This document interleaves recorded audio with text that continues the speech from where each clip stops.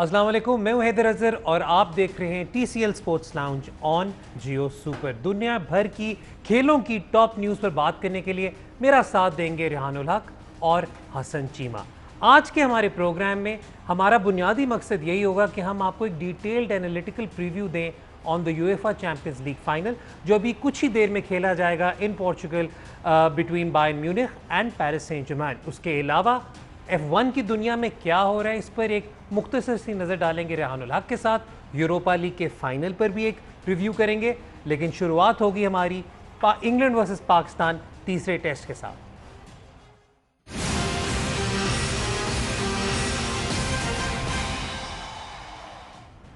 England versus Pakistan तीसरे test के अब तक के खेल में इस वक्त अजहर अली और शाहीन शाह बैटिंग कर रहे हैं। And I believe Hasan, if I am not mistaken, score is round about 240 something, 243 for 7।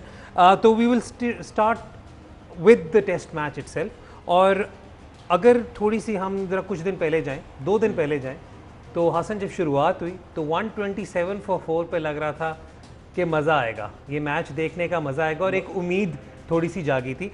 फिर उसके बाद जैक क्रॉली और उन्होंने हमारा सारा वीकेंड खराब कर दिया। So what happened there? Do you think we missed a trick और it was just something which I think there is something जो Rehan will touch upon Yasir Shah की जो बात है, मैं जो देख रहा था, it's not just this test 120 और 4 से आपकी 350 की पार्टनरशिप लगी। पहला टेस्ट देखें 117 फॉर 5 से 270 का टारगेट चेस कराया।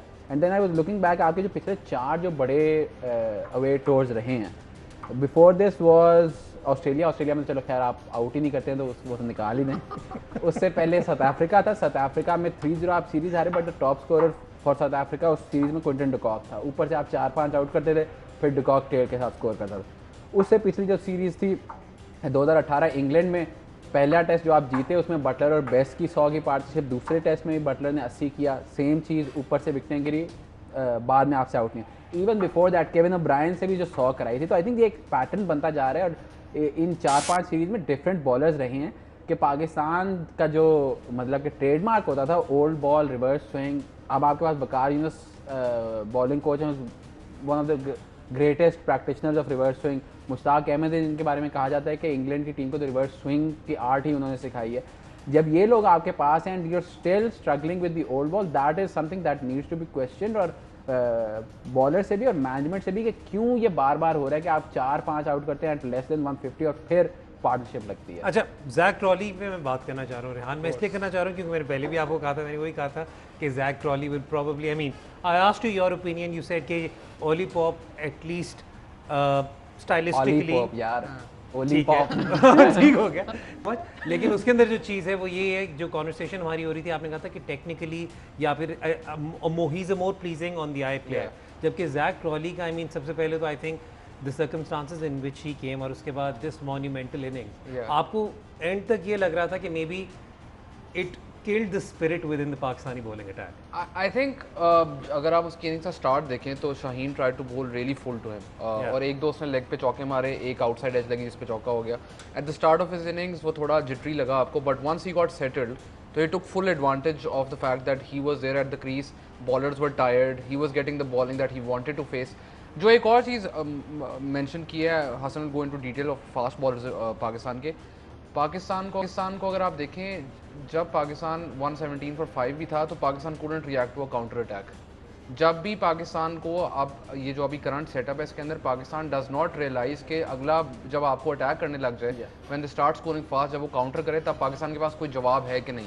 पहले टेस्ट में भी यही हुआ, इस टेस्ट में भी यही हुआ कि Crawley was playing a certain way और Pakistan did not have the answers to that. या तो आप यानी एक प्लान करो कि एटलीस्ट स्कोरिंग रोक लो, but Pakistan couldn't do that, couldn't pick up wickets. One of the two things needs to happen for you to be in the match, but दोनों चीज़ें नहीं हो रही तो फिर यही होना है जो अभी हुआ। अच्छा रेहान, यहाँ पर आपने कहा कि काउंटर अटैक का कोई जवाब नहीं होता पाकिस्तान के पास, और हमने देखा हिस्टोरिकली अवे सीरीज़ में ही देखा कि जब कोई भी टीम यासिर शाह को टारगेट कर ले, और यासिर को फॉर एग्जांपल अगर किसी इनिंग्स में भी close to 4 and over score पढ़ना शुरू हो जाए, तो Pakistan it appears that the match is now slipping away from Pakistan.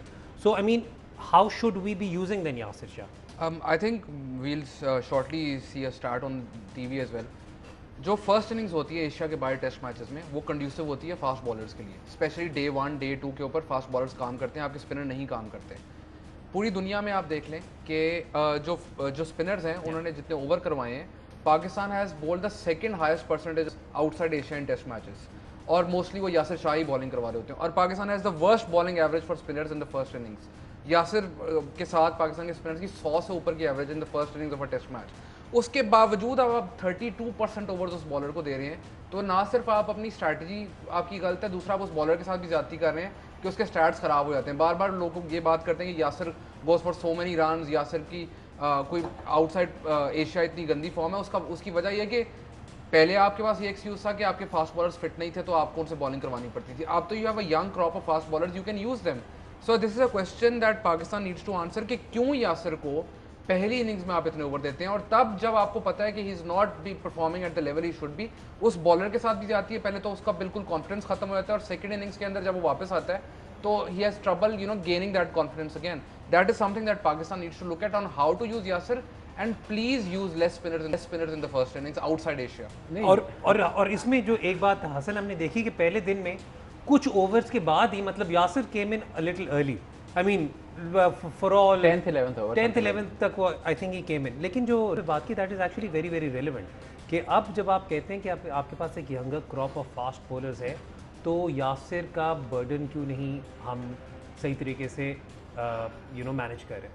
ये इस पे यही मेरा सवाल भी है कि आपका जो बॉलिंग अटैक है, if you look at there numbers, मैंने इसलिए अभी उनके नंबर्स आज निकाले थे कि बात हो रही है इंग्लैंड के जोफ्रा आर्चर पे बात हो रही थी कि उसका क्या 10 मैचों बाद रिकॉर्ड है कंपेयर किया बाकी इंग्लैंड के प्लेयर्स के साथ। और जब आप शाहीन और नसीम के साथ देखें तो उनका भी बल्कि एंडरसन ब्रॉड वगैरह से बेहतर रिकॉर्ड है eight the start of their career. बल्कि वो ग्राफिक भी हमारे पास है, वो भी अब ये आपके सामने स्क्रीन पर है। So this is fast bowlers after first test, after first 10 test Naseem के अभी 6 टेस्ट हुए हैं तो सिर्फ 16 विकेटें, बाकी सब का अगर देखें तो सिर्फ Woakes has a better average than Shaheen. Archer और शाहीन दोनों की 29 है। बाकी अगर आप ब्रॉड को देखें, ब्रॉड 45 की आफ्टर 10 टेस्ट एवरेज थी, एंडरसन 35 थी। तो ये वो टीमें जो बेसिकली अपने बॉलर को मौका देती हैं बनने का। पाकिस्तान में मसला ये, पाकिस्तान इज़ इन मतलब के दो मुश्किल सिचुएशन में। एक तरफ ये है कि आप अपने यंगस्टर्स पे रिलाई करेंगे, और अभी जैसे मैं पहले बात कर रहा था ओल्ड बॉल पे अभी तक उनकी वो महारत नहीं है, या कोचेज उनको उस तरह सिखा नहीं सके कि वो ओल्ड बॉल से उतने इफेक्टिव हो सकें। जबकि तो फिर आपके पास ऑप्शन क्या आता है? यही ऑप्शन सरफराज भी करता था, यही ऑप्शन अजहर भी करता है, यही ऑप्शन मिसबा भी करता था कि जब कोई सिचुएशन नहीं है, जब आप फास्ट बॉलर की फिटनेस पे भी और उसकी इफेक्टिवनेस पे भी आपका क्वेश्चन मार्क है, तो फिर आप यासिर को गेंद पकड़ा देते। 32% ऑफ ओवर्स मीन के 1 out of 3 overs in the first innings of a test Yasir करा रहा है। तो इसका मतलब अगर आपने 90 ओवर कराने हैं, 90 में से day 1 90 overs mean 30 overs Yasir करा रहा है, तो फिर आपकी यासिर से आप वो एक्सपेक्ट नहीं करते। यासिर का काम सेकेंड इनिंग्स में आउट करना है, बट बिकॉज आपके फास्ट बॉलिंग पे उतना आप मतलब के रिलाई नहीं कर सकते, तो आप यासिर को गेंद पकड़ा देते हैं कि वो रिलाई करें। माई थिंग इज कि जब आपने नंबर्स देखें, the thing that you have to learn from this is कि आफ्टर दिस टूर आपको ये नहीं होना चाहिए कि जी ये दोनों शाहीन और नसीम नहीं चले, कटो इन्होंने बाहर, मतलब कि दोबारा एक्सपीरियंस फास्ट बॉलर लेके आओ, ये करो वो rebuilding on the side, rebuilding transition phase में से गुजर रहे हैं। अब you actually locked on like 2 good fast bowlers. The other image अगर हम दिखा सकें अभी जो कायजम ट्रॉफी का था, जो अच्छा उसका मैं कॉन्टेक्स्ट देता चलो, क्योंकि हमें पिछले प्रोग्राम में भी ये सवाल आया था कि जी आप मतलब सुहेल खान को क्या नसीम शाह के ऊपर प्रेफर करना चाहिए, जो मैंने हसन और रेहान से पूछा, जिसमें मैंने ये भी डिस्क्लेमर दिया कि जी हम तीनों तरफ फ़ैन हैं रॉ पेस के, तो we would always prefer an express fast bowler. लेकिन अभी जो कायदे आज़म ट्रॉफी के स्टैट्स की बात कर रहे हैं हसन, ये आपके सामने स्क्रीन पर है, ये वाली बात पॉइंट आउट करना चाह रहे थे हसन कि जो stand out one of the stand out bowlers was Naseem Shah. He was the stand out bowler. अगर आप ये देखें, ये टॉप 10 फास्ट बॉलर्स में विकेट टेकर थे इस साल कायदे आज़म ट्रॉफी में। सिर्फ एक बंदे की 30 से कम की एवरेज है, उसकी 19 की एवरेज है। Everyone else is about 30। और आपके जो एक्सपीरियंस बॉलर्स हैं, जुनैद खान, सदफ हुसैन, ताज वली, ताबिश खान, इनकी 40 से ऊपर एवरेज थी। तो आपका दी स्टैंड आउट बॉलर इन जो आपकी कायदम ट्रॉफी जो रिवैम्प्ड हुई थी और आपको कबरा की बॉल्स और फ्लैटर पिचें मिली, उनमें आपका stand out bowler Naseem Shah था। तो अगर आप ये कह रहे हैं कि नसीम को आपने डेवलप नहीं करना या शाहीन को डेवलप नहीं करना और आपके पास कोई ऑल्टरनेटिव्स हैं, तो मुझे डोमेस्टिक क्रिकेट में at least based on this season तो कोई वो ऑल्टरनेटिव दिखाई नहीं देते जिस पे आप रिलाई कर सकते हो। तो आई थिंक गोइंग फॉरवर्ड आपका यही फोकस होना चाहिए कि नसीम और शाहीन को किस तरह आप डेवलप करेंगे और मैनेज करें। The biggest thing is I think manage करें, and at the same time मतलब ये तो लॉन्ग टर्म सोचा, शॉर्ट टर्म भी आपको सोचना है कि जो पहले टेस्ट में हुआ, जो इस टेस्ट में हुआ, कि आपको अभी भी ओल्ड बॉल से विकेटें किस तरह लेनी है उसका सोल्यूशन ढूंढना है। Until you can find that, आपके ऊपर से अब्बास या शाहीन नई बॉल से जितने मर्जी आउट करे, as long as you give other teams chances, और स्पेशली टीम लाइक इंग्लैंड या साउथ अफ्रीका जिनकी 6-7-8 इतने तगड़े होते हैं कि उनके टॉप 3 से कई दफ़ा बेहतर होते हैं। तो फिर this is the thing that Pakistan has to solve. अच्छा रिहान, इसी पे मैं अगर थोड़ी सी बात करूँ या इसी से अगर मैं एक आर्ग्यूमेंट निकालूँ तो वो ये है कि हमने यासिर शाह के बर्डन की बात की, हमने ये वाली बात भी की कि ठीक है जो आपके जो यंग क्रॉप है उन्हें पुराने बॉल से बॉल कराने के अभी उस किस्म की महारत नहीं हासिल। तो क्या ये कहना दुरुस्त है कि we were bowler short in this game? I think ये क्योंकि बर्डन तो फिर आ गया ना इन्हीं पर आया। I think cricket one of crickets oldest arguments है, 4 bowler 7 batsman. Like old school सोच यही है कि आप 6 बैट्समैन, 1 विकेट कीपर और 4 आपके स्पेशलिस्ट बॉलर हों। Some teams have this luxury of कि उनका एक टॉप ऑर्डर बैट्समैन जो है वो बॉलिंग करवाता है। पाकिस्तान का जब यूएई में रिकॉर्ड देखते हैं अक्सर तो पीपल फॉरगेट द फैक्ट कि how important Hafeez was. Maybe he did not take as many wickets as the other 2 spinners in UAE. But he controlled the flow. Controlled the flow. Left hander आता था, आपको पता था कि Hafeez will pick your wicket up there. अब पाकिस्तान को ये देखना है कि what are they trying to develop. ये question मेरे ख्याल में आपको पूरे पाकिस्तान टीम मैनेजमेंट से पूछना चाहिए कि what are they trying to develop. A batting all-rounder और a bowling all-rounder. ठीक है, ये सवाल उनको आंसर करना पड़ेगा कि नंबर 7 वाली जो पोजीशन जिसकी वो बात करते हैं। एक और चीज़ थोड़ी मुझे अजीब लगती है कि एक ओल्ड माइंडसेट है कि वो बस बना हुआ है कि अगर विकेट कीपर है तो उसमें नंबर 7 पे ही खेलना है। ठीक है, that it shouldn't work that way, because अगर आपको पता है कि आपका विकेट कीपर फॉर्म में, that's also somewhere you can tinker. हम उसकी वजह से मैच नहीं हार रहे, लेकिन आई एम जस्ट सेइंग कि वो जो सोच है उसकी कोई विजन तो होनी चाहिए कि अगले 5 साल बाद where do you see your team, what are you trying to develop, किस टाइप का प्लेयर आप डेवलप करना चाह रहे हैं। आप फवाद ने भी इस इनिंग्स में ओवर करवाए, 2 विकेट्स भी लिए, क्या आप फवाद को डेवलप करना चाह रहे हैं, क्या आप किसी और को बॉलिंग ऑलराउंडर डेवलप करना चाह रहे हैं। पाकिस्तान की टीम अगर ये आंसर देते तो I mean that would be better, because right now no one, not even the fans know what's going on. अच्छा ओके, ये थोड़े से जी यहाँ पर अगर आपको लग रहा है कि आज थोड़े से हम इमोशनली ज़रा ज़्यादा राइल्ड अप हैं, तो इसलिए because I think before the series began हम तीनों बहुत ज़्यादा ऑप्टिमिस्टिक थे कि you know the series Pakistan should at least level. Khan की प्रेडिक्शन ये थी, हसन ने तो अब आई am not even certain whether that prediction was serious और नॉट। और हमने देखा कि जो पहले टेस्ट था उसका साइकोलॉजिकल इम्पैक्ट हमें ऐसा नज़र आया कि उसके बाद पाकिस्तान टीम रिकवर हो, हमें नज़र नहीं आई कि उन्होंने रिकवर किया।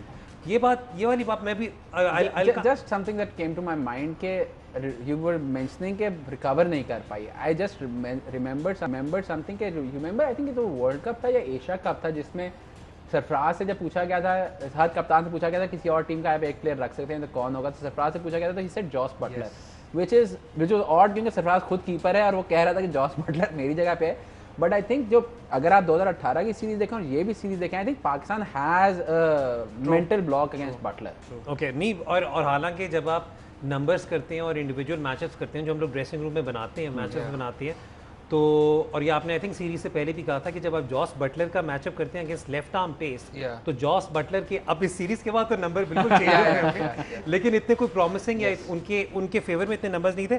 हम जॉस बटलर की बात करें, अभी शाहीन शाह आउट हो गए जी, और Jos Butler apparently has taken a blinder of a catch, this is what I am reading right now on a live score card. तो पाकिस्तान का स्कोर हो गया 247 for 8। Azhar Ali is still at the crease. Let's talk about Azhar Ali. Okay, I think मैंने आपको call भी किया था जब उनकी इनिंग्स हो रही थी, मैंने कहा था यार जब अजहर कॉन्फिडेंस है पूरे बैलेंस के साथ खेल रहे होते हैं तो there I mean it's a very you know comforting side to see him you know at least hold up one end. What happened with Pakistan in this innings apart from Azhar and this, I mean because ये वाला जो innings है at least आज वाली, it seemed it is chanceless. I mean, I wouldn't call it chanceless. उसकी edges वगैरह निकली और you know. यार इंग्लैंड में इतनी तो edges निकली, इतनी तो expected है। But one thing, I think everyone's pointed this out, even commentary में बात हो रही थी कि उसने stance अपना किस तरह थोड़ा change किया है, कि जो ball अंदर आ रही थी, वो struggling against that. Now अगर आप उसकी ये innings देखें तो उसका जितना leg side flicks पे score है, उतना उसने शायद पहले कभी इंग्लैंड में इतना score ना किया हो। Like उसकी leg side game has improved vastly. दूसरी चीज़ वो एक और चीज़ अवॉइड कर रहा था इस इनिंग्स के अंदर कि we all know how good Azhar is on a straight drive when the ball is pitched up. कि उसकी ऑस्ट्रेलिया में जब उसने स्कोर किया था या कभी स्कोर किया था, स्ट्रेट ड्राइव उसकी वो फुल फ्लो से मारता। अभी आपको नजर आ रहा है कि he is trying to check that shot and वो he is trying to play more towards the on side, as soon as ball वहाँ पे आती है वो फ्लिक कर रहा है। He is worked on this. And Azhar के ऊपर जो पाकिस्तान के लिए खुशाइन बात है वो ये है कि आप since miss you we discuss this so many times, Hasan ने तो बिल्कुल ही असद और उसके ऊपर कोई दो घंटे की वो की है, लेकिन basically Azhar scoring run is very very important for this Pakistan team. The reason for that is बार बार लोग बात करते हैं कि पाकिस्तान में डोमेस्टिक टैलेंट कोई भी यंग बैट्समैन जब डेवलप होता है इंटरनेशनल क्रिकेट में उसको टाइम चाहिए। वो टाइम उसको तब मिलेगा जब उसके इर्द गिर्द सीनियर प्लेयर्स परफॉर्म कर रहे होंगे। You can not expect under 25 middle order and expect them to score runs. दुनिया में जितने मर्जी अच्छे बैट्समैन आप उठा के देख लें, उनके पहले 15 से 20 टेस्ट के अंदर वो स्ट्रगल करते हैं। They need support from the other end, that is why you need a senior player to step up. Pakistan के लिए अच्छी बात है कि अजहर स्कोरिंग रन, पाकिस्तान के लिए बहुत अच्छी बात है जी कि अजहर अली स्कोर कर रहे हैं। वक्त हो रहा है एक ब्रेक का। ब्रेक के बाद जब वापस आएंगे तो क्रिकेट की थोड़ी सी और बात करेंगे। देखते रहें TCL स्पोर्ट्स लाउंज।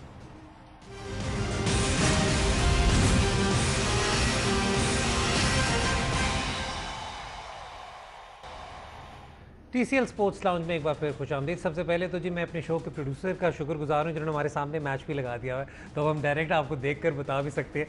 ये बात अलग है कि I think if I was in your place I would tune in to the match directly rather than ABC. अच्छा okay Rehan, I'm going to you're discouraging people from watching no our no show. no no it's right now क्योंकि मुझे पता है कि you know preference किधर होती है, तो मैं उस चीज को कर रहा हूँ। I know you underestimate yourself, but you're not as bad as Abbas की batting. अच्छा Rehan, let's talk about the spinning options that Pakistan has. ठीक है, हमने क्यों I want to come back to that point क्योंकि यासिर पर देखें, क्योंकि जितना यासिर के बारे में हाइप बनी थी, fastest to X number of wickets, fastest to every number of wickets, तो उसके बाद यू नो लोग कह रहे हैं कि there seems to be decline, जबकि हमने जब से पहले टेस्ट में देखा कि यासिर का डिक्लाइन उतना मेजर उस किस्म का कोई भी नहीं है। He still pitching in the right place. I think जब पाकिस्तान टेस्ट मैच जीतता है even outside Asia, Yasir is a man who is picking up those wickets. आपको पहला टेस्ट मैच याद हो तो पहले टेस्ट मैच में भी Yasir was the guy who provided those breakthroughs. Yasir का कसूर नहीं है कि आप उसको फर्स्ट इनिंग में 30 ओवर देते हैं, वो तो उसको जो कैप्टन कह रहा है या जो प्लान है उसके मुताबिक उसने बॉलिंग करवानी है। फर्स्ट इनिंग में spinners are not successful outside Asia, it's a given fact. The other thing is जो आप स्पिन ऑप्शंस की बात कर रहे हैं, अगर आप डोमेस्टिक क्रिकेट फॉलो कर रहे हैं, I mean there are lot of people commenting on domestic cricket and all, Kashif Bhatti की बात हो रही है ये वो। आप जो आपका प्लेयर ऑफ द टूर्नामेंट था कायद-ए-आज़म ट्रॉफी के अंदर, he is not even part of the squad, नाम लेने की ज़रूरत नहीं है, पर कहने का मकसद ये है कि Pakistan also needs to decide कि क्या आप प्लेयर को एज टैलेंट आइडेंटिफाई कर रहे हो या आप एक्चुअली में डोमेस्टिक परफॉर्मेंसेस देख रहे हो। There is a difference between that. And the other thing is जब बार बार लोग बात करते हैं कि जी डोमेस्टिक फॉलो करके बैट्समैन निकालने चाहिए, आप डोमेस्टिक का रिकॉर्ड उठा के देखें, वो वही प्लेयर हैं जिनसे आपको पहले मसला था कि वो क्यों टीम में खेल रहे हैं, जो हाईएस्ट स्कोरर्स हैं।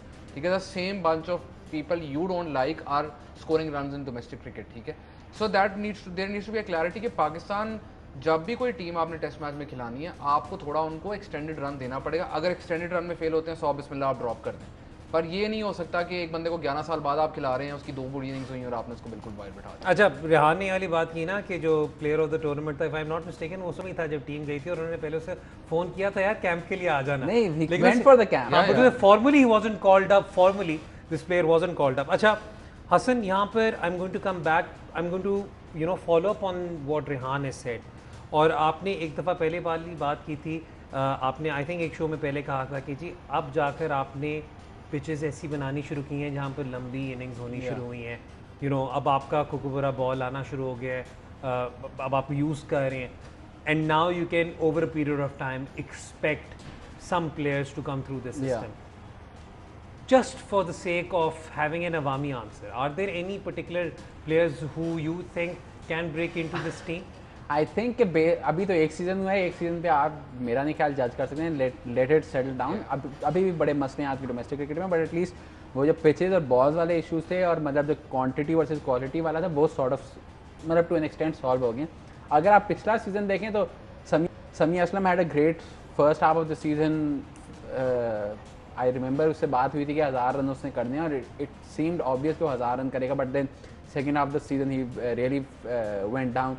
जो टॉप स्कोरर था आई थिंक वो इमरान बट था, and he is one of the guys जो कि आई थिंक गोइंग फॉरवर्ड आपका लॉन्ग टर्म नंबर 3, मतलब once Azhar is what 33-34 right now, अगर आपने एक एक्चुअल वर्ल्ड क्लास टीम की तरह सोचना है तो अभी से आपको ये इस तरह सोचना पड़ेगा कि Imran but should be the long term replacement for Azhar going forward with the squad.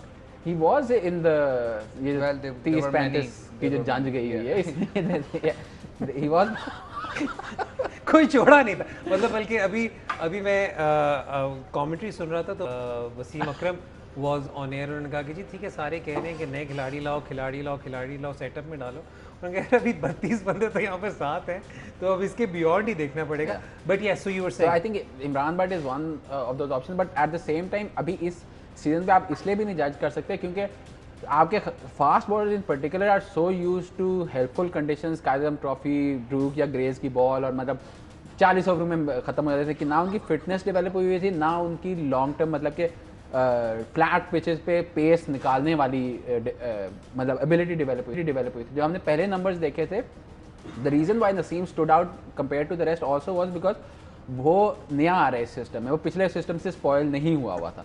तो अब ये देखना होगा कि अगले साल 2-3 अगले सालों में किस तरह फास्ट बॉलर्स को एम्प्लॉय किया जाता है, क्योंकि इस सीज़न क्या होता था, आपका फास्ट बॉलर 5 ओवर 6 ओवर कराता था, उसकी फिटनेस अभी तक उस लेवल पे नहीं थी जो रिक्वायर्ड थी।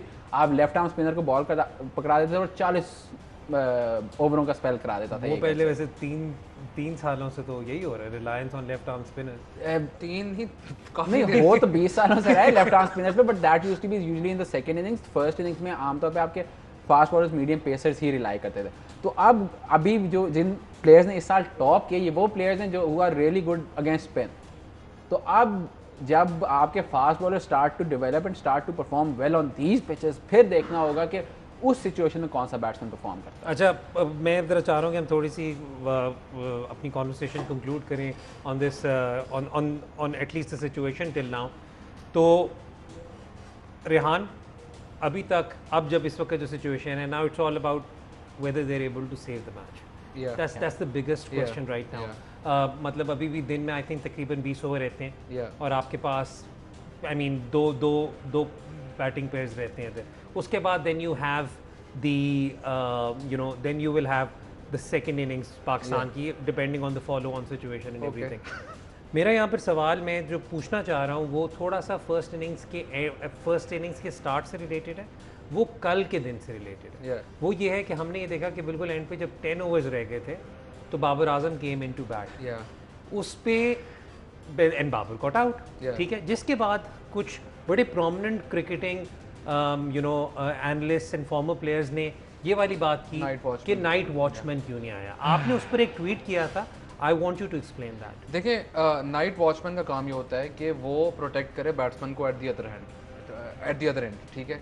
नाइट वॉचमैन का काम है ज़्यादा से ज़्यादा बॉल्स खेले, उसके बाद वो प्रोटेक्ट करे, जो आपका batsman at the other and है वो भी बचा रहे, जो आपके ड्रेसिंग रूम में बैट्समैन ने आना है वो भी बचा रहे, ठीक है। जब आप किसी भी नाइट वॉचमैन को भेजते हो तो आपको 2 चीज़ें कंसिडर करनी चाहिए। एक तो कि वो क्या इतनी नंबर ऑफ बॉल्स लास्ट कर सकता है, तो दूसरी चीज़ कि इस वक्त बॉल कर क्या रही है और बॉल की शेप क्या है। तो नहीं, कंसिडरेबली न्यू बॉल, स्विंगिंग, आपके टॉप ऑर्डर बैट्समैन स्ट्रगल कर रहे हैं, 10 ओवर दिन में पड़े हैं और आपका 9, 10 और 11 जो आपके वो बन सकते हैं night watchman, which is Abbas, Shaheen and Naseem, they all are at best number 11 in any other team they would play for, ठीक है।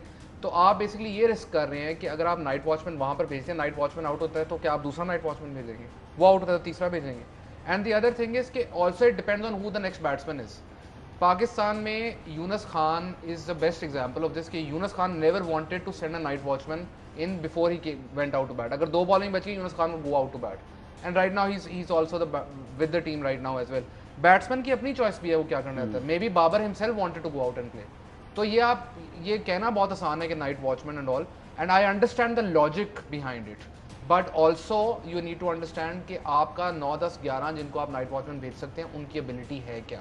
अच्छा, वैसे यहाँ पर मैं एक और बात बताऊँ, it was a very tricky situation for the Pakistani dressing room, क्योंकि अगर बाबर की जगह किसी और को भेज देते, फॉर एग्जांपल फवाद आलम को, और वो आउट हो जाते तो आप कहते कि जी आपने उन्हें फेयर रन नहीं दिया, आपने उन्हें फेयर रन नहीं दिया। सिमिलरली अगर रिजवान जाते तब भी यही वाली बात होती। तो I mean it depends on the batsman as well. It depends on the batsman. Babar would be comfortable, that's why he went out to bat. ठीक है। अच्छा, ये तो जी हमने टेस्ट मैच की बात की, just one, do you think Pakistan will be able to save this match? बारिश होगी इंशाल्लाह। अगले दोनों दिन बारिश है, बट वही डिपेंड करेगा कि आप you can easily get bowled out in one session as well, तो ठीक है, यू नेवर नो। लेकिन अब जब रिजवान और अजहर खेल रहे थे आज, तब आपको तब भी लगा कि ओके, ये बात लगता है कि रिजवान को एक दो uneven bounce, I think the key thing here is कि ये पहले दोनों टेस्ट की तरह की पिच नहीं है। अगर आप पाकिस्तान की बॉलिंग देखें, जो विकटें गिरी हैं पहले 30-35 ओवरों में गिरी हैं, उसके बाद पार्टनरशिप लग गई। अगर इंग्लैंड का भी देखें, पाकिस्तान ने 30 for 4 से 260 for 8 करना, मतलब with a Dukes ball, that basically means कि पिच इतना ज़्यादा कर नहीं रही, मतलब there is not that much lateral movement. तो कंसिडरिंग दैट, अगर आप कल को जब फॉलो ऑन हो कि आपकी सेकेंड इनिंग्स आती है, तो या maybe England won't take the follow on, I don't know, लेकिन whatever the situation is, आपको वो नई बॉल जो है पहले 20-25 ओवर में मिनिमाइज करनी है अपनी loss of wickets. If you are able to do that, तो फिर I think Pakistan can save this test. ठीक है जी, ये हमारा ओपिनियन था on the test match so far. आपको आगे चल के भी कोशिश करेंगे कि अपडेट देते रहें, लेकिन आज एक और क्रिकेट से related news, ICC hall of fame के आज 3 खिलाड़ी और उसमें इंडक्ट हुए, जिनमें पाकिस्तान के लिए a moment of great pride to hear that the legendary Zaheer Abbas has been inducted into the ICC hall of fame. Zaheer Abbas, जिन्होंने उन्हें नहीं देखा, आप सबको just to sort of like revive his memory and to show you how graceful he was, the legendary Zaheer Abbas. Rehan, आपकी मेरी अमूमन काफ़ी ज़्यादा कॉन्वर्सेशन होती है जब हम बात करते हैं कि जिस एरा में जो खिलाड़ी खेला हो, हम उन्हें कोशिश करते हैं कि उन्हीं के एरा के प्लेयर्स के साथ कंपेयर करें स्टेटिस्टिकली। और मतलब इससे पहले कि आपको इस पे जो क्रैक करेंगे, आपने तो लाइव देखा होगा ज़हीर अब्बास को, मैंने नहीं देखा था। नहीं यार, नहीं देखा था। लेकिन अगर हम क्रिकेट छोड़ दी थी उसके डेब्यू से नहीं, लेकिन अगर उस पर बात करें Rehan, so I mean how would you compare Zaheer Abbas purely on his numbers to some of the other players at that point? देखिए, मैं ज़हीर अब्बास की जो ग्रेटनेस है उसको मैं ओडीआई क्रिकेट से रिलेट करना चाहूँगा कि when Zaheer Abbas was playing, one day cricket was new, इतना लोगों को नहीं पता था कि वनडे क्रिकेट खेलनी किस तरह। उस ज़माने में अगर आप किसी बैट्समैन को देखें तो the first 2 names that come to mind are Viv Richards and Zaheer Abbas in terms of their ODI batting. अगर आप उनका रिकॉर्ड देखें तो उस ज़माने में a score of 200 was considered a lot, 250, you know what we call 350 now. So basically any player who averaged higher than 30 runs बहुत कम होते थे। आपके टॉप ऑर्डर के जो बैट्समैन थे, उनकी on average they average 30 runs around about that. Zaheer Abbas averaged 15 more runs than that. His strike rate was in the 80s when everyone else was striking at 64. The difference is so vast कि अगर आप आज के ज़माने से भी इसको compare करें, I know we don't compare across eras. You know how many players Pakistan has ever produced जिनकी वनडे में 45 से ऊपर एवरेज हो और 80 से ऊपर स्ट्राइक रेट हो? Only 2, Babar and Zaheer Abbas. That is it. That's where the list finishes. So this guy 30 years before today, like he was one of the best one-day players, and till now अगर आप उस record देखें, everything, the things that he achieved in one-day cricket, even before one-day cricket became mainstream, he is one of the pioneers of one-day cricket and should be remembered as, you know, one of the people who defined how one-day cricket should be played after that. अच्छा, pioneer of one-day cricket, जी Hasan. I think one day cricket में तो his record is there for everyone के basically अगर 92 के world cup से पहले की जो पहले 20 साल हैं ओडीआई क्रिकेट के देखें तो statistically it's Viv and Zaheer Abbas. Test cricket में भी सिमिलरली 2 डबल हंड्रेड्स इंग्लैंड में किए उसने। The first 6-7 years of his career he was an extraordinary talent. और मतलब आई थिंक जावेद मियांदाद के बारे में यह था कि वो अपने आप को कंपेयर ही ज़हीर से करते थे कि he was the bench mark that he had set for himself. But at the same time I was thinking, आज जब ये खबर आई है और जिस तरह की बातें हो रही थी कि how different we remember players compare to जब वो खेल रहे होते हैं, तो आई वॉज थिंकिंग कि अगर हमारे एक दोस्त है मज़हर अरशद, उन्होंने मुझे एक तो स्टार्ट्स भेजे थे, तो उससे this think clicked in my head कि अगर अभी ज़हीर अब्बास को 1985 में उस तरह कवर किया जा रहा था जिस तरह पाकिस्तान क्रिकेट को 2020 में कवर किया जा रहा होता है, तो फिर यही बातें होती कि जी उसने 12 सेंचुरियाँ की हैं लेकिन पाकिस्तान से बाहर कोई मैच विनिंग 100 नहीं है, कि जी उसकी वेस्ट इंडीज़ में 21 की एवरेज है, इंडिया में 28 की एवरेज है। We would always look at the negatives in his record rather than saying कि इसने क्या अच्छा किया क्या बुरा किया। एंड सिमिलरली अगर अब बात करते हैं कि जी उसकी 100 फर्स्ट क्लास सेंचुरियाँ थी जो कि एशियन ब्रैडमैन उसको मतलब लकब दिया गया। तो आज के अगर प्लेयर उसी तरह करें तो फिर यही बात होगी कि जी ये तो सिर्फ लीगों का प्लेयर है, ये तो सिर्फ डोमेस्टिक का प्लेयर है, ये इंटरनेशनल में जाके स्कोर नहीं करता। You're talking about the change in perception and how things are reported now. Not just that, it's also के सेम चीज़ जो उस वक्त होती थी, member mid to late 90s की बात है, उर्दू में एक अखबार वतन और क्रिकेटर, दो रसाले होते थे जो क्रिकेट के होते थे, और उनमें रेगुलरली ये बात होती थी कि मुश्ताक अहमद के बारे में, वसीम वकार के बारे में, ये जान मारते हैं काउंटियों में क्योंकि उधर पाउंडों में पैसे मिलते हैं। एंड आई एम श्योर जब ज़हीर अब्बास ग्लॉस्टरशायर के लिए उन्होंने 4900 की थी तो यही बात होती होगी कि जी पाउंडों में पैसे मिलते हैं तो उधर परफॉर्म कर रहे हैं, जबकि इधर जो है, और आज भी वही बात हो रही है कि जी प्लेयर जो है लीगों में परफॉर्म करते हैं, नेशनल टीम के लिए परफॉर्म नहीं करते। तो आई थिंक जो नैरेटिव है वो उसी तरह कंटिन्यूसली रहेगा। But the thing that I learn from the Zaheer Abbas cases कि सब कुछ धुल जाता है, एंड में सिर्फ आपका रिकॉर्ड और आपकी लेगेसी रह जाती है, और इवेंचुअली इस जनरेशन को भी उसी तरह देखा जाएगा जिस तरह ज़हीर अब्बास को देखा जाता है कि once everything is gone he is only remember as a legend. And rightly so. I mean, I think जो हसन बात करें वो ये कह रहे हैं कि समटाइम्स जब हम प्लेयर को उसके एरा में देख रहे होते हैं और असेस कर रहे होते हैं तो देर आर ऑब्वियसली, मतलब you usually analyze a player in light of your emotions as well. I mean, that is why I think as a fandom भी थोड़ा सा आ ही जाता है वहाँ पे। I think एक चीज़ मैं पॉइंट आउट करना चाहूँगा कि Azhar for example was going through a bad patch before this innings, ठीक है। इसका ये मतलब नहीं है कि 2014 से 2017 तक जो अजहर ने एक्स्ट्रा ऑर्डिनरी परफॉर्मेंस दी वो कभी नहीं दी।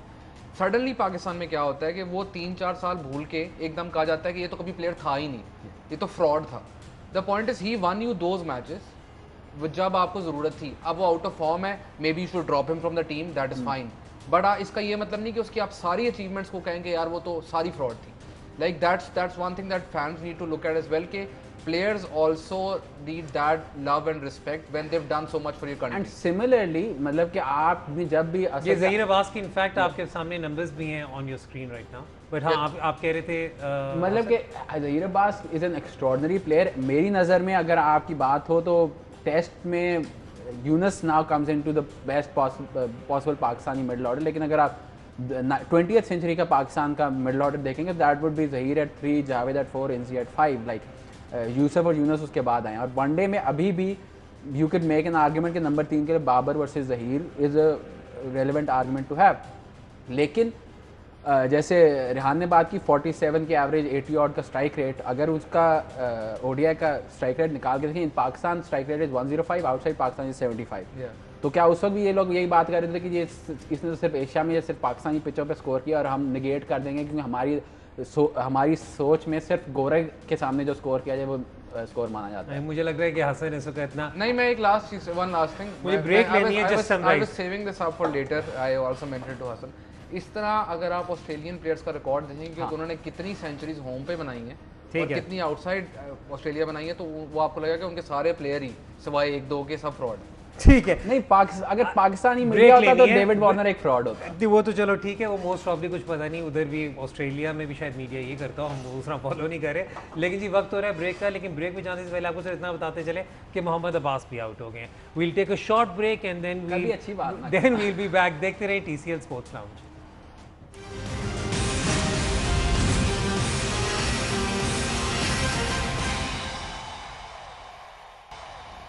TCL स्पोर्ट्स लाउंज में एक बार फिर खुशामदीद। अब वक्त हो रहा है फुटबॉल का।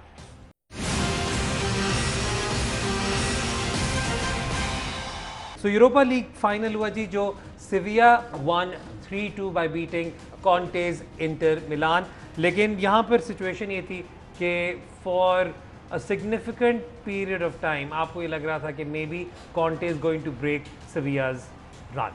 नहीं, जहाँ पे काला जादू आ गया वहाँ पे क्या किया जा सकता है। मतलब like the moment Sevilla scored their first goal, it was like इस टीम ने नहीं हारना, because it's like they keep making comebacks. It's not even कि वो कोई आइडेंटिटी होती है, नावासेंट बनेगा इस साइड। मेरा नहीं ख्याल कि कोई भी ऐसे प्लेयर थे जो ज़्यादा देर से सिविया के साथ है। मोस्टली वही मॉन्ची जो मतलब 58-54 में जो प्लेयर ले आता है, अब वही प्लेयर खेल रहे थे। एंड इट इज़ एक्स्ट्रॉर्डनरी कि एक कल्चर जब आपने बनाया हो किसी चीज़ को प्रायोरिटाइज करने का, यूरोपा लीग को, Sevilla looks at Europa League like Real Madrid जो है वो चैंपियंस लीग की ट्रॉफी को देखती है कि ये तो हमारी ट्रॉफी है और we need to win it. वो जो बिलीफ है और वो जो right from the top of the club president onwards जो एक आइडेंटिटी क्रिएट हुई है वो दिखाई देती है कि even in bad situations Wolves के खिलाफ, यूनाइटेड के खिलाफ और फिर इंटर के खिलाफ, तीनों मैचेस में देयर वर फेजेस जहाँ पे सेविया वर ओवररन, लेकिन at no point did it seem like के वो हार मानेंगे या वो लेट जाएंगे. एंड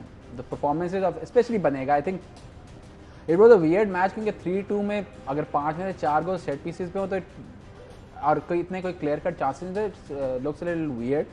लेकिन the way they control the game and specially बनेगा की जो सेट पीस डिलीवरीज थी और जो जिस तरह उसने गेम को लास्ट हाफ आवर कंट्रोल किया, दैट वाज लाइक बनेगा फाइनली अपने पोटेंशियल पे पहुंच गया. एवर बनेगा का जी एक लव अफेयर है इस पैनल के साथ, जो ऑन एयर तो पिछले 6 सालों से है, लेकिन उससे पहले का एक लव अफेयर यहाँ पे चल रहा है. आप अपनी स्क्रीन पे भी देख सकते हैं जी some of the images from सेवियाज सेलिब्रेशन. रेहान, आपने कहा कि इस पे बात करनी है, जीतना सेविया नहीं है, ठीक है, वो तो eventually it did come true. However it happened eventually at the end thanks to an own goal by Romelu Lukaku.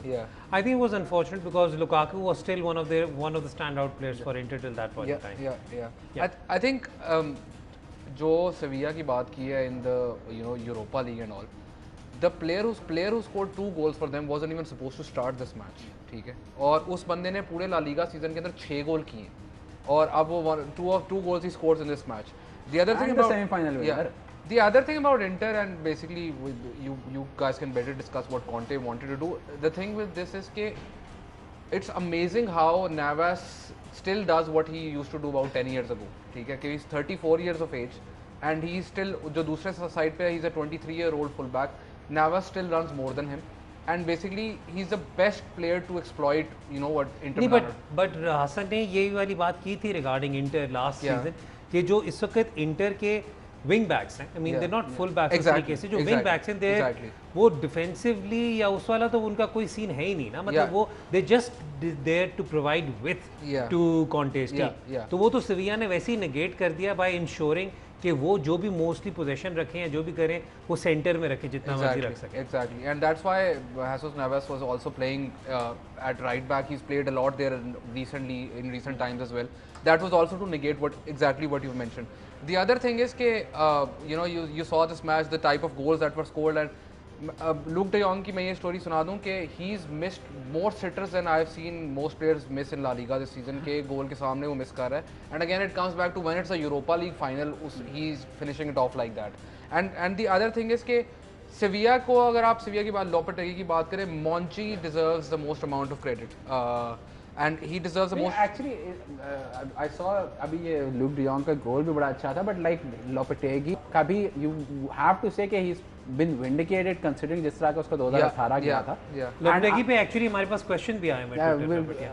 And the other thing regarding Monchi के डियोंग वाला जो decision है, that's a Lopetegui decision. So like I know कि the narrative it's easy to say कि Monchi ने team बनाई, but like I think considering what Lopetegui has gone through the last 2 years, he deserves a lot of credit. अच्छा, इतना तो मैं वैसे सबको बताता चलूँ कि आपके पास दुनिया के सबसे हाई प्रोफाइल स्पोर्टिंग डायरेक्टर्स भी आ जाए ना यूरोपियन क्लब में. आगे आने वाले दिनों में हमें कभी जब डिटेल में जब हम ट्रांसफर्स डिस्कस करेंगे तो will get an opportunity to discuss European club structures के किस तरीके से जो प्रीमियर लीग में क्लब्स होते हैं उनमें और जो इटालियन स्पेनिश और जर्मन क्लब्स हैं उनमें जिस तरह ट्रांसफर पॉलिसीज डिवाइस होती हैं, we will discuss those and will talk about the roles of technical directors और sporting directors.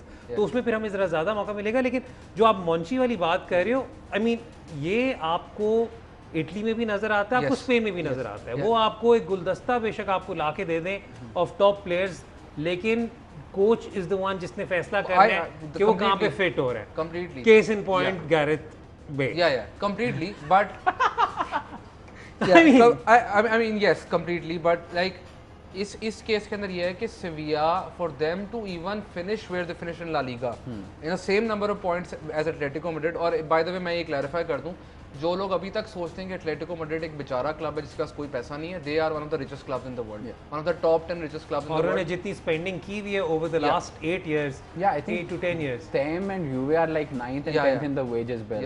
Yeah. So basically for Sevilla to finish on equal number of points as them is a huge achievement for with the budget that they had at the season. And as Hassan mentioned, Lopetegui का role इसके अंदर is huge. The other thing with Monchi, this is very clever what they do is के वो जब भी को player sign करता है ना तो लाइक आप प्रोजेक्ट साइन करते हैं 18 साल 19 साल का बच्चा 21 साल का बच्चा, मॉन्ची प्लेयर साइन करता है 26 साल 25 साल और वो उस तरह के प्लेयर साइन कर रहा है who will immediately fit into this and who are built to play one competition which is the Europa League. ठीक है, like their central midfielder Fernando is perfect for the job that he does.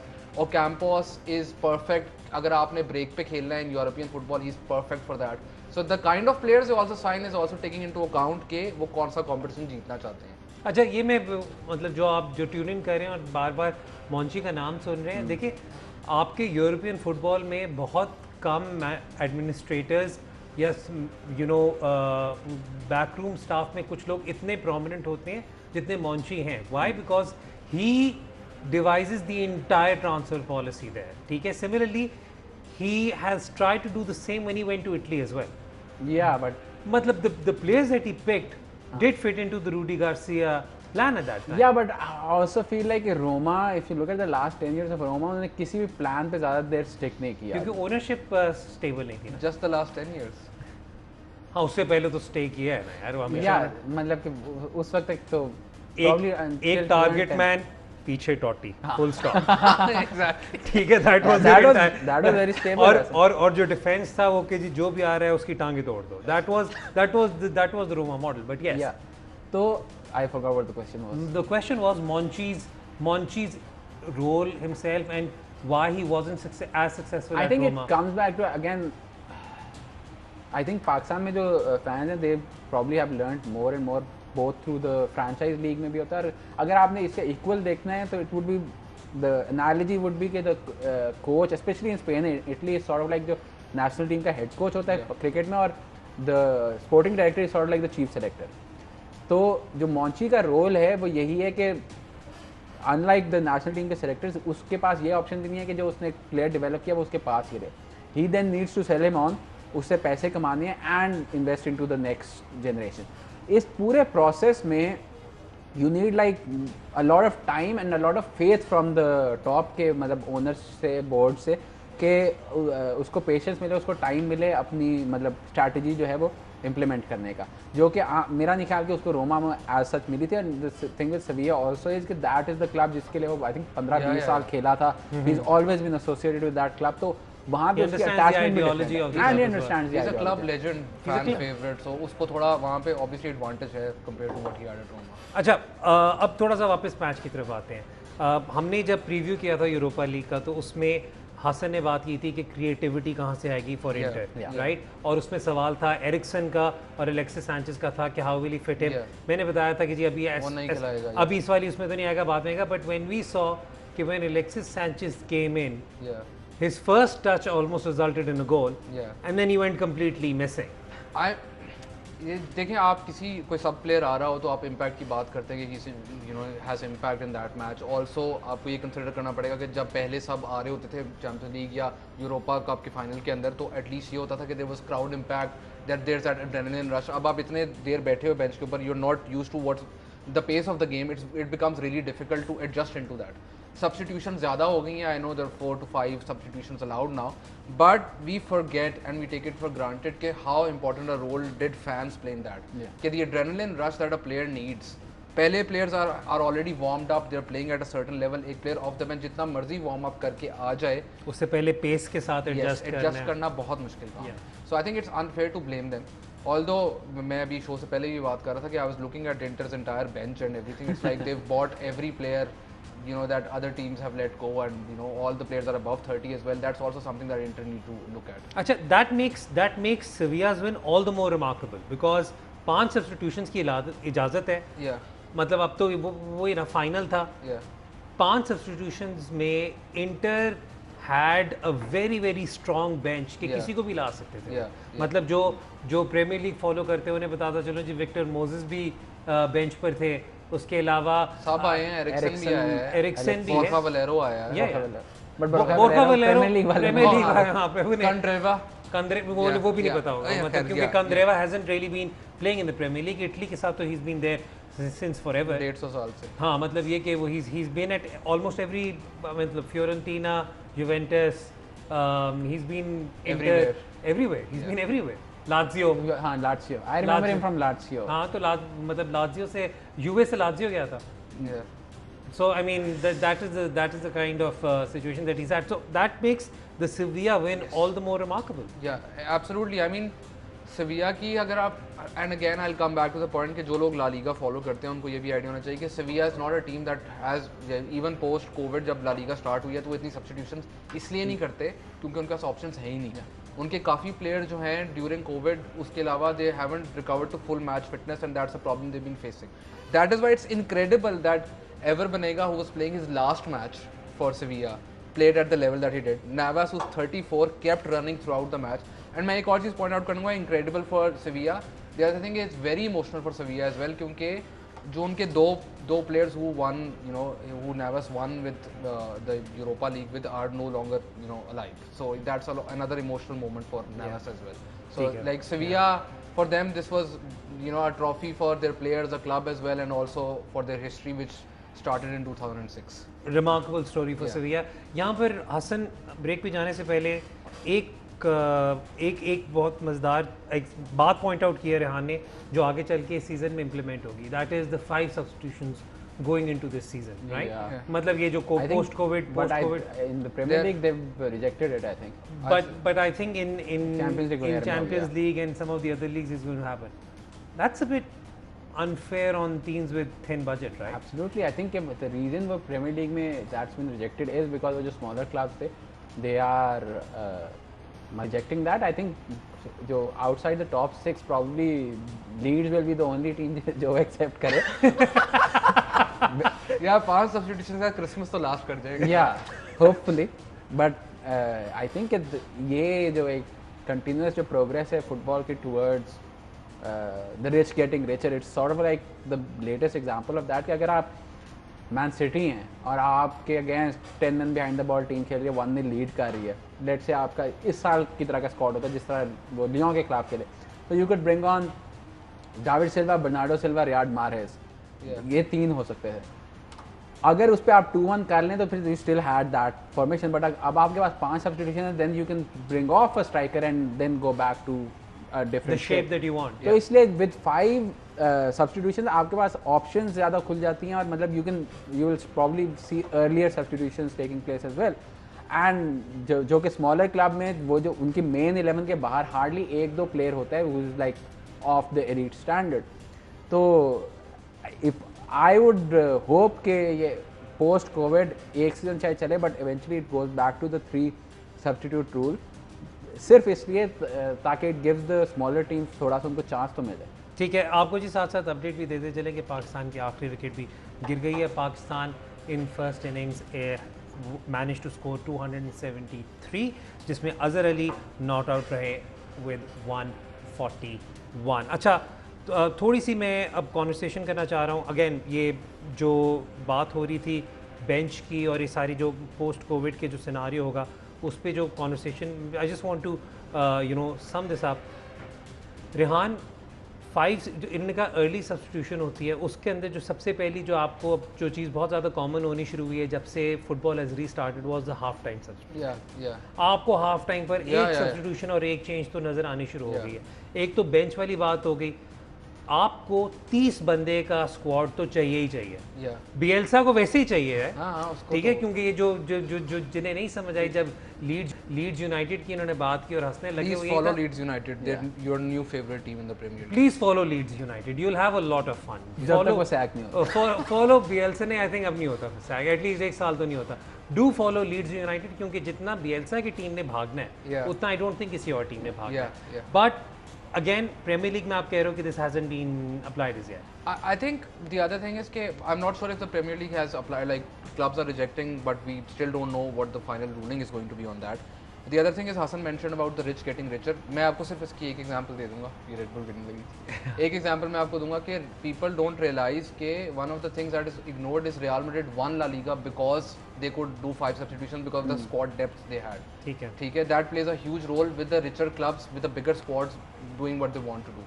The other thing is जो आपने छोटे clubs की बात की, अगर आप ये अंदाजा लगाएंगे कभी-कभी teams even in these times struggle to put out 16 players out. ठीक हो गया. There are some teams like that. अगर आप इतनी substitution allow कर देंगे और वो इंजर हो रहे हैं, there would come a time when there will be no competition, teams might even protest against this, and this is something that FIFA as an overall body needs to look at, and also like the FA of different countries also need to look at this. हाँ ठीक है यार, जी। FA और FIFA ही तो बड़े club होंगे जो आप fight करेंगे। वही तो ख्याल रखते हैं वो, प्लस यूएफए को भी डाल दो बीच में से। ये वक्त हो रहा है जी ब्रेक का। ब्रेक के बाद जब वापस आएंगे तो रेहान से बात करेंगे ऑन फार्मूला 1, कुछ आपके ट्वीट्स को भी शो का हिस्सा बनाएंगे। उसके बाद then we will begin our preview of the UEFA champions league final. तो देखते रहें TCL sports lounge.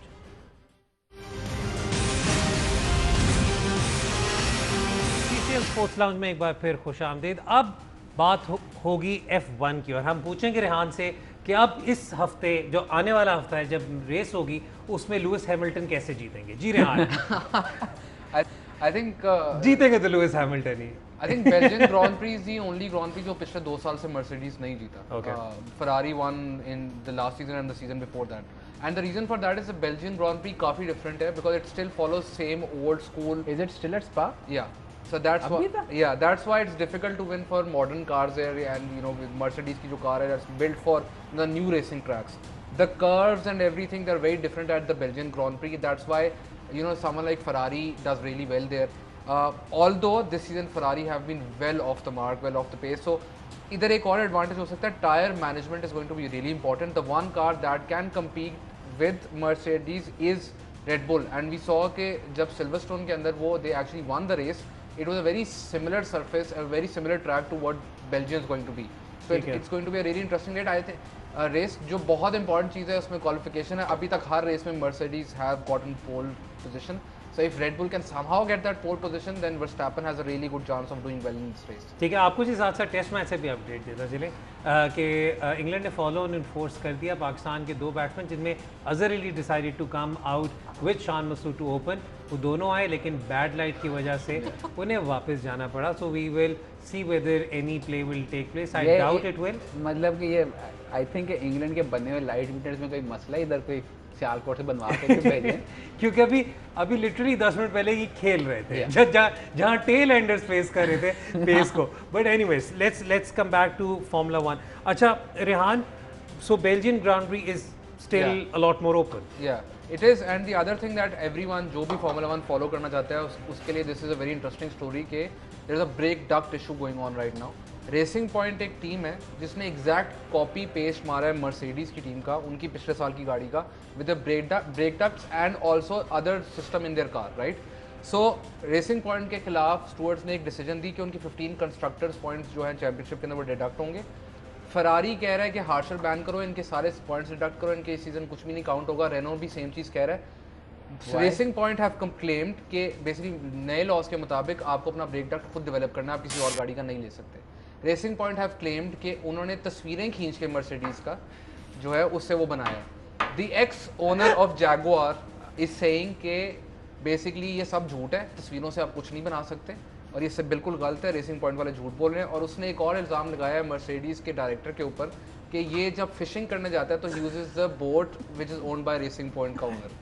So this entire controversy is going on right now, and the funny thing is that 2 of the biggest teams around 10 years ago, Ferrari and Renault, are the ones who are like right now biggest on this case कि racing point को ban करो, ख़त्म करो racing point। ये खुद नहीं है यानी काम करते थे सारे obviously अब, लेकिन how the tables have turned, how the mighty have fallen, so that's the one interesting thing with F1 right now। हम कभी आपको सीरिया से बताते हैं मज़ेदार गॉसिप्स और रूमर्स, कभी हम आपको और कंट्रोवर्सीज। हालांकि मैंने कहा था कि of the field controversies cover नहीं करेंगे, लेकिन this actually impacts the sport itself, right. लेकिन इस तरह के वैसे रेहान जो कॉपीराइट्स और पेटेंट वाले केसेस होते हैं ना, वो ज़्यादा इस तरह के होते हैं। So I mean, so what is going to happen? I mean what does, I understand that a 15 point deduction means a lot in the grand scheme of things, but for those who don't follow Formula 1 that much, उन्हें ज़रा थोड़ा सा इस overall पूरे case का बताएं। Can there be a disqualification overall from the constructors championship? जिस तरह आईसीसी और फीफा है ना,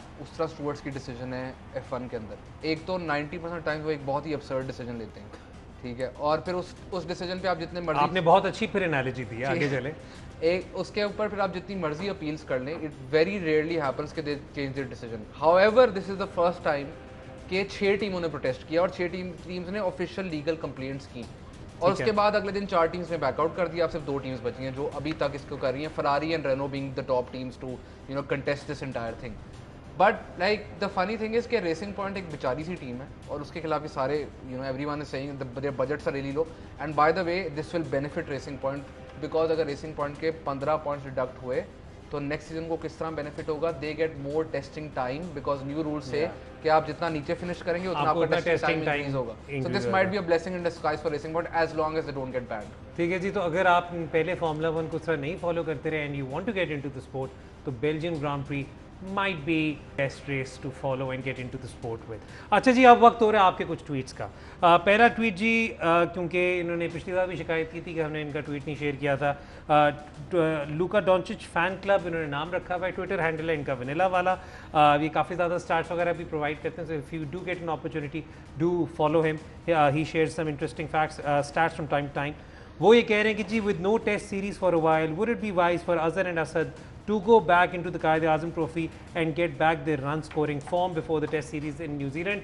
मैं आपको ये बताता चलूँ कि जो पिछले साल भी हुआ था वो ये हुआ था कि पाकिस्तान ने कैटेगोरिकली कहा हुआ था बोर्ड ने कि आपको अपने डोमेस्टिक में खेलना है for you to be eligible for Pakistan selection, और इसी वजह से बल्कि कुछ प्लेयर्स जो उस वक्त कुछ लीग्स में भी जाना चाहते थे उन्हें भी एनओसी प्रोवाइड नहीं किया गया था इसी बात पे कि आप पहले फोकस अपने डोमेस्टिक पे दें, which frankly speaking is the call to strengthen the pool and strengthen the domestic tournament.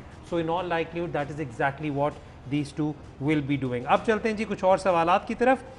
Waqas Ahmad का ट्वीट है, let me just pull it up. I would really like for you two guys to shed light on Joss Butler, ठीक है, and how ECB cricket stuck with him when he wasn't going anywhere with his batting. Who are the core of this Pakistan team that we need to show the same amount of faith in to get dividends later?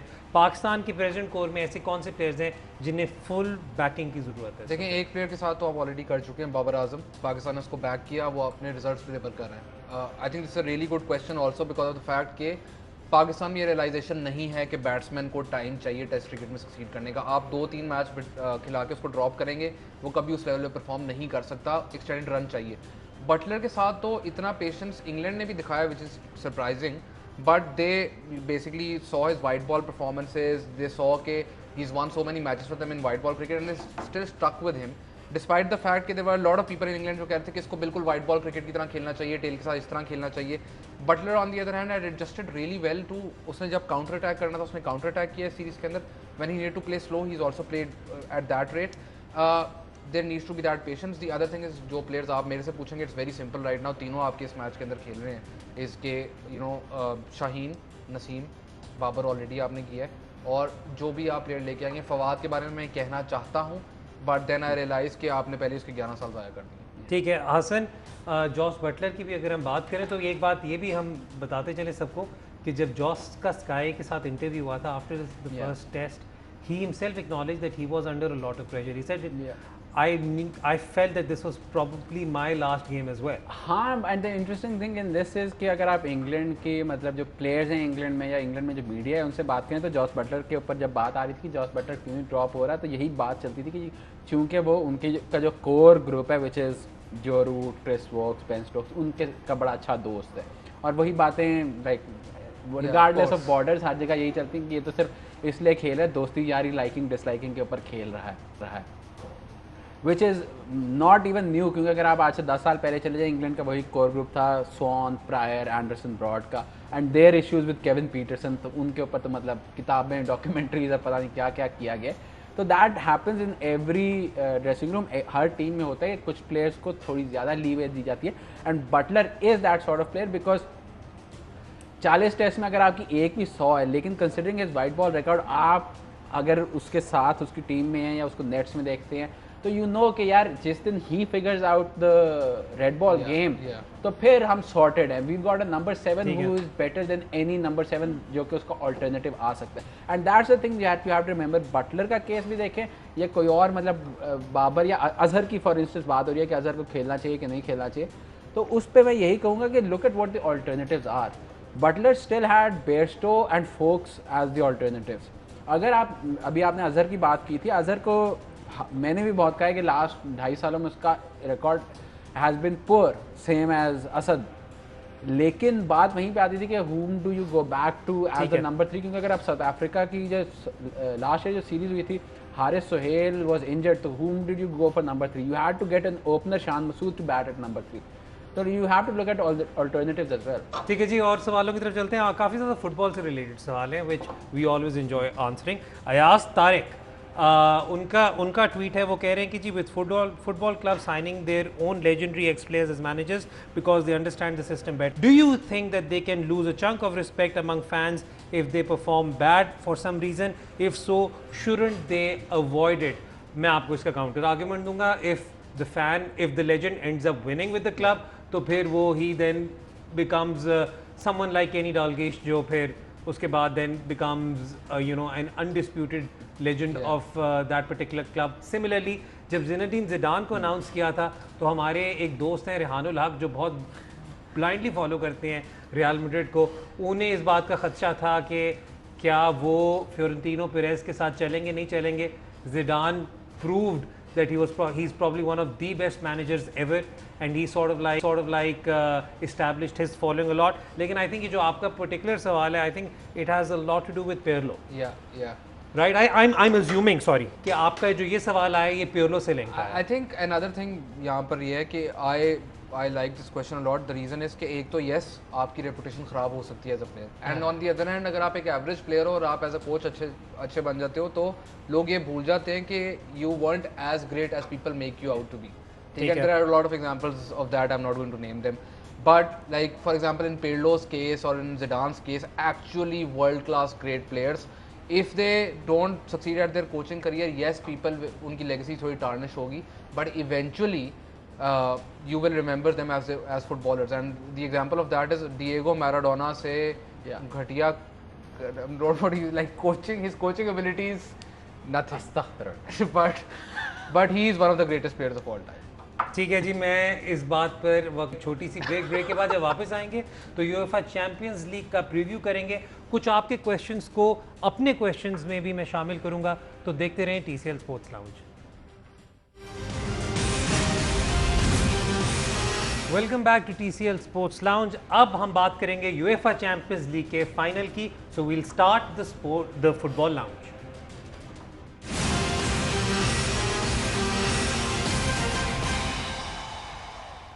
UEFA champions league का final आज रात खेला जाएगा Bayern Munich और PSG के दरमियान, और उस पर अब हम कॉन्वर्सेशन करेंगे। आपके कुछ सवाल भी हैं, तो I am going to use those to segue into the conversation. Suhail Ahmed का ट्वीट है कि what are the futures of Neymar and Mbappe if PSG manages to win UCL and Barca wants Neymar and Madrid wants Mbappe, do you guys really think these two will leave PSG after winning or will stay for longer run? ये सवाल है। और दूसरा सवाल बेवजह का है, क्योंकि मतलब उनका नाम बेवजह है, हसन। अब मैं फिर से आपको रिमाइंड करा दूं, जिनका सवाल है which is a very very pertinent question, और वो क्वेश्चन है कि do you see Thomas Tuchel going with 4-3-3 against Bayern in the finals as well, considering they do give early on chances in the match, and do you feel Bayern could introduce Hernandez and Pavard in the starting 11 in the final? Mbappe और Neymar पर हम आगे conversation करेंगे, लेकिन this is a good question, the formation one. I think as far as Tuchel is concerned, he likes, it's not even the 4-3-3, he calls it a 4-1-4-1. एक defensive midfielder होता है, two central midfielder. At least जब वो Dortmund में था तो वो almost attacking midfielders होते थे, लेकिन मतलब कि इधर वो अंडर हेरेरा और लियांड्रो परेडेस अगर आपके दो अटैकिंग मिडफील्डर्स, तो देयर बेसिकली दो सेंट्रल मिडफील्डर्स ही। जो इंटरेस्टिंग चीज़ इसमें ये होगी कि I know they faced Atlanta, but one of the things I was looking back before the semifinals was the pressing numbers जो डिफरेंट लीग्स में होते हैं। तो England and Germany were at the top, Spain and France were at the bottom, and Italy was like half way between those two. तो अगर ये हमने already देखा है, real Madrid have struggled with the high press जो Manchester city का था, ये तो लीग आ में खेलते हैं, लीग आ में सबसे सक्सेसफुल प्रेसिंग भी इन्हीं की होती है पीएसजी की, विच इज़ बेसिकली क्योंकि टायर टीम्स के खिलाफ it's easier to win the ball back. जिस लेवल की प्रेसिंग बाइंड करती है, उस लेवल की प्रेसिंग के खिलाफ क्या ये मिडफील्ड कर पाएगी कि नहीं कर पाएगी, that is the question that Tuchel has to answer, and based on that maybe he might go with a back 3 या back 5, लेकिन I think he अगर वो अपने प्रिंसिपल्स पे गया तो ही विल प्ले दिस 4-3-3। अच्छा जी, आपके भी हमें सवालात आए जा रहे हैं और क्रिकेट से रिलेटेड भी आ रहे हैं, लेकिन अब हम कोशिश करें कि ज़रा ज़्यादा कॉन्वर्सेशन कर सकें on the UEFA champions league final. Tuchel की बात हुई, is there going to be significant temptation for Tuchel to change his tactics? Because ठीक है, अगर मतलब ये बात कही जा सकती है कि अगर आप बायर्न के पिछली 2 परफॉर्मेंस को देखें तो आप थोड़ा सा सोचें कि नहीं, maybe I don't think this is the way I should go, लेकिन जो यहाँ पर बात पॉइंट आउट हुई है कि प्रेसिंग की वजह से कोई स्पेस निकल सकती है, can there be a case made for से Icardi to start? I wouldn't think so, and the reason behind that is it's very simple. PSG को अगर आप खेलते देखें तो Mbappe, Neymar, world class players, but 2 players are very important to how PSG play. जब Di Maria fit होते हैं on paper he might look into a 4-3-3, but Di Maria is the only link between the midfield and Neymar and Mbappe. And इसकी best example है जो Atlanta वाला match था, उसके अंदर नेमार को हमने देखा उसके पास बॉल जाती थी, कोई सपोर्ट नहीं थी, वो अकेला ड्रिबल करके बॉल भाग रहा होता था। Where as well Di Maria plays, तो he is not only doing that job of that link up play, he is also the one who is going to be, जो प्रेसिंग की हसन ने बात की, किमिश कितना आगे जाएगा, that also depends on Di Maria. That's going to be really important, and this match is really fascinating for me, क्योंकि आपने दुनिया के 3 सबसे वर्सटाइल प्लेयर्स अगर देखने हैं किसी टीम में तो वो इस मैच में आपको नजर आएंगे, Marquinhos, Alaba and Kimmich, who can play in any position you put them in, and Marquinhos is so important for PSG because what Marquinhos does is कि वो क्योंकि डिफेंडर है उसको बड़े आराम से लोग बड़ा इट्स अ रिडक्टिव अप्रोच के दे थिंक कि he is just going to be a defensive midfielder, his distribution is far better than Herrera for example, but like he is a major link up play between the defense and the midfield, and then you need Di Maria. If that doesn't happen तो Bayern Munich को हराना will be really. अच्छा, यहाँ पर अगर हम बात करें तो यहाँ पर बायर्न, क्योंकि अभी बायर्न पे हम आगे जाके डिटेल में कॉन्वर्सेशन करेंगे, बट पेरिसिच का if I am not mistaken I think main role जो पेरिसिच का होगा वो ये होगा कि लेफ्ट साइड से जाके थोड़ा सा कोई स्पेसेस को एक्सप्लॉइट करे if he persists with Perisic. I think the question earlier था regarding Luka Hernandez and Benjamin Pavard. I think Hernandez का तो doesn't make sense क्योंकि आपके left center back is Alaba, left back is Alphonso Davies, तो he can't play in front. Alaba नहीं, sorry, Alaba तो center नहीं, मैं कह left center back और left back, Davies and him. The question is with the Pavard वाली चीज़, क्योंकि right पे अगर नाबरी आगे खेल रहे और जोशुआ किमिश खेल रहा है as right back, then that right side is fully exposed. वहीं से आपको अटैक होंगे, हमने पहले दोनों मैचेस में भी देखा वहाँ से अटैक होंगे। अगर आप बार्सिलोना वाला मैच देखें तो दोनों goals came from Jordi alba के जो डीप रन से फ्रॉम बिहाइंड किमिश की पोजीशन। ये आपकी स्क्रीन पे जी, ये जो इन्होंने पहले जो 11s खिलाते रहे हैं, फॉर्मेशन जो खिलाते रहे हैं, आप ये भी देख सकते हैं। फॉर्मेशन तो जो पहले बात कर रहे थे कि परेडेस और Herrera he are the only ones who can support that, but Di Maria बहुत इंपॉर्टेंट होंगे। But the thing that I am interested in is कि बेर्नार्ड और Neymar and Mbappe also moves towards the left, और वो वही side है जहाँ पे नाबरी और किमिश हैं अगर खेल रहे हैं, तो that is where PSG can not just exploit but win the match there. तो फिर सवाल ये आता है कि क्या किमिश को सेंटर मिडफील्ड को राइट बैक खिलाया जाए, विच वॉज द फॉर्मेशन जो आखिरी 6 महीने before the Covid break Bayern खेलती रही है। तो and you pointed out, but who would you set out? Goretzka नहीं, बट गोरेट्स्का का, क्योंकि the thing with Goretzka is कि गोरेट्स्का का रोल ये है कि he is an elite presser. अच्छा, बायर्न म्यूनिख की भी अगर 11 हमारे सामने एज इन जो पहले खेलते रहे फॉर्मेशन ये सामने हो, तो now I think would be better for us. Basically इस फॉर्मेशन में when they are sitting back, तो अल्कांटारा और गोरेट्स्का दोनों sit back in front of the back two, लेकिन व्हेन दे आर प्रेसिंग तो Muller, Goretzka, Gnabry, Perisic and Lewandowski, ये 5 बंदे एक साथ अटैक करते हैं। अब ये है कि does PSG have the defence कि जिस पे आप इतना प्रेस करोगे? Are Bayern like infatuated with how good their press has been in the quarter final and semi final कि वो कहते हैं कि यहाँ पे भी सक्सीड कर जाएगा? क्योंकि अगर इस टीम के खिलाफ आपने 5 बंदों से प्रेस किया, you're leaving 5 men behind या इवन 4 men, क्योंकि अल्फोंसो डेविस तो खैर कवर कर लेगा, बट वो अगर प्रेस भी कर रहे हैं तो वापस आ जाएगा। बट अगर आप 5 बंदों से प्रेस कर रहे हैं एंड you're leaving 3-on-3 या 3-on-4 with Mbappe, Neymar and Di Maria, that's a problem. अच्छा, नहीं तो same problem is with the other team as well, क्योंकि अगर आप लेवेंडोव्स्की, नाबरी और से मुलर को छोड़ रहे हैं ऑन से Thiago Silva, they're not going to they're going to sit back. They're going to sit back. They're not going to play with the high play on the counter. Even when, like Hassan mentioned, कि PSG जब अपनी league में भी खेलता है तो even then जब ये सिल्वा खेल रहे होते हैं, Thiago Silva, so they don't press that high. Their defensive line is still, yeah, Marquinhos becomes really important because then Marquinhos fills that gap to press, right? So he plays in that defensive holding place. Silva doesn't have that pace any longer, and PSG are very aware of the fact that he doesn't. And that is why I think Marquinhos' role will be the most important one. Yeah. Keeping in mind कि मुझे मतलब क्योंकि I think I read it somewhere कि ये भी possibility हो सकती है कि Marquinhos को completely वो round outer पे लगा दें, Yeah, that's Muller पे लगा दें. that would be a mistake. That would be a huge mistake. But But I I mean, think keeping in mind कि वो जिस तरह वो space exploit करता है.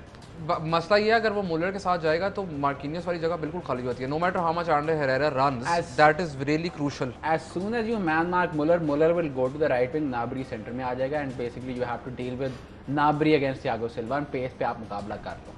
Also like मुलर अगर साइड पर जाता है और आप बेसिकली उसका प्लेयर बेच के ज़ाया कर रहे हैं. I can explain it. Like Muller is going to, he drifts in and out of all matches. जब पोजीशन आपके पास, so pressing he's really good, he's scoring a lot of goals these days. पर आप even अगर आप उसको man mark करते हैं, he still find that space because he is just looking for that space. That's all he does. वो पूरे match के अंदर he is not asking for the ball at his feet. He is just looking to run around, find the right place. And आपका basically वो जो एक player है जिससे आपने वो सारा build up play करना है, आप उसको ज़ाया कर रहे हैं. Because Marquinhos is going to be that important for PSG. If PSG are to win, Marquinhos needs to play a really crucial role. If PSG has to win, I think everyone has to play a very, very crucial role. And again, I would like to come back to Angel Di Maria. क्योंकि पिछले match के बाद Di Maria became the highlight of every single conversation. बल्कि in fact, मतलब जो आपको बड़े बड़े publications भी मिलते हैं उनमें उन्होंने ये वाली बात नहीं की कि Neymar and Mbappe have to step up. उन्होंने बैठकर मतलब तारीफों के पुल बांध दिए. और Di Maria. Wilson also wrote कि if Di Maria was fit in the semi-finals and finals of the World Cup in 2014, Tina would have won it.